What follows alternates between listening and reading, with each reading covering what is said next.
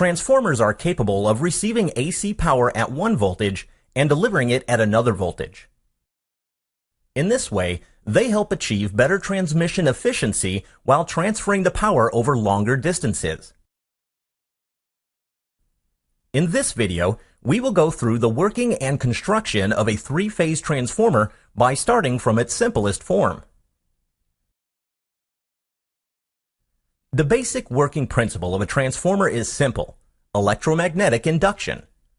According to this principle, a varying magnetic flux associated with a loop will induce an electromotive force across it.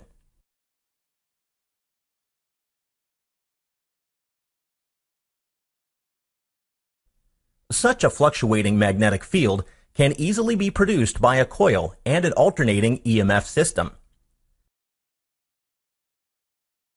A current-carrying conductor produces a magnetic field around it. The magnetic field produced by a coil will be as shown in the figure. With the fluctuating nature of the alternating current, the magnetic field associated with the coil will also fluctuate.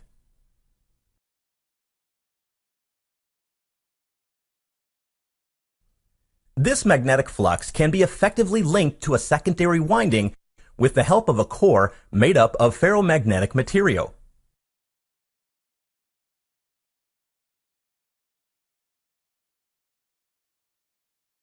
This fluctuating magnetic field will induce an EMF in the secondary coils due to electromagnetic induction.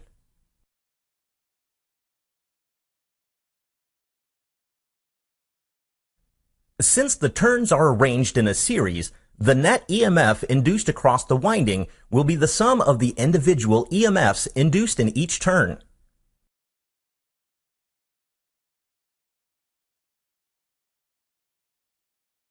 Since the same magnetic flux is passing through the primary and secondary coils, the EMF per turn for both the primary and secondary coils will be the same. The EMF per turn for the primary coil is related to the applied input voltage as shown. As a result, the induced EMF at the secondary coil is expressed as follows. This simply means that with fewer turns in the secondary than in primary, one can lower the voltage. For the reverse case, one can increase the voltage. But since energy is conserved, the primary and secondary currents have to obey the following relationship. Three-phase transformers use three such single-phase transformers, but with a slightly different coil configuration. Here, the primary and secondary coils sit concentrically.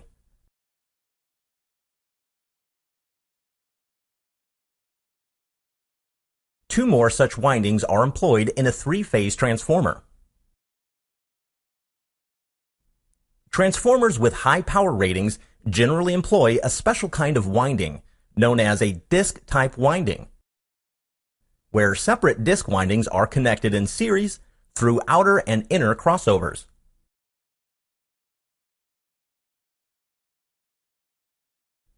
The low-voltage windings are connected in a delta configuration, and the high-voltage windings are connected in a star configuration. Thus, the line voltage further rises to root 3 times at high voltage side. This also means that, from a three-phase step-up transformer, we can draw 4 output wires, 3 phase power wires, and 1 neutral. High-voltage insulated bushings are required to bring out the electrical energy.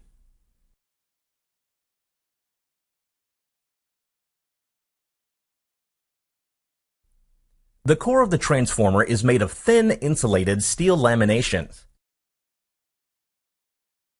Such steel laminations are stacked together, as shown, to form three-phase limbs. The purpose of thin laminations is to reduce energy loss due to eddy current formation. The low-voltage windings usually sit near the core. Various kinds of energy loss happens while transferring power from the primary to secondary coil. All these energy losses are dissipated as heat. So usually the transformer is immersed in a cooling oil to dissipate the heat. The oil dissipates the heat via natural convection.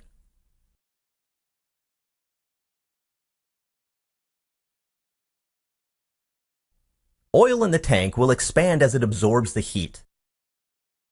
A conservator tank helps to accommodate for this volume change. To know more on different types of transformer cores and windings, please check out our other videos. Thank you.